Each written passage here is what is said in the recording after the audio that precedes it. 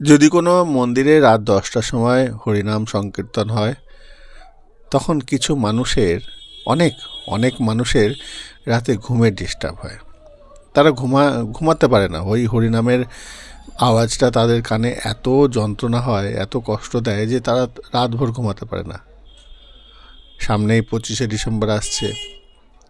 ২৫শে ডিসেম্বর সারা রাত ধরে তাদের নাম চলবে, তাদের কীর্তন চলবে। তখন কারোর সমস্যা হয় না। সমস্যা হয় যদি কোনো মন্দিরে হরিনাম সংকীর্তন হয়, তখন তাদের সমস্যা হয়। এই যে ২৫শে ডিসেম্বর থেকে জানুয়ারি পর্যন্ত, প্রায় জানুয়ারি পর্যন্তই সারা রাত ধরে পিকনিক হবে, ফিস্টি হবে, খাওয়া দাওয়া হবে, হই হুল্লোড় হবে। তখন কোনো মানুষের সমস্যা হয় না। সমস্যা হয় যখন কোনো মন্দিরে হরিনাম সংকীর্তন হয়। সমস্যা এর থেকে আরও বড় সমস্যা হবে।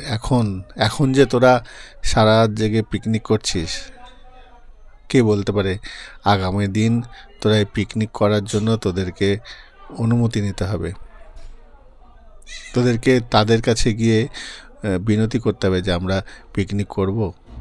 আবার এও হতে পারে রাত ১০টার সময় আজকে আমাদের যেমন মন্দিরের কীর্তন বন্ধ হয়ে যায়, তেমনি তোদের ওই পিকনিক রাত ১০টার মধ্যে বন্ধ হয়ে যাবে।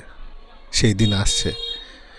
ওই যে ভগবানপুরে ঘটনাটা ঘটল, জাগমা গানটা করেছিল বলে বন্ধ হয়ে গেল, সেরকম তোদেরও পিকনিক ফিস্টি সব বন্ধ হয়ে যাবে।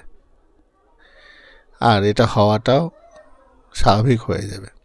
কেননা যে হিন্দুদের সমর্থনে দাঁড়ায় না, সে হিন্দুর দশা এইরকম হতে বেশি দিন সময় লাগবে না। জয় নিতাই, জয় গৌর।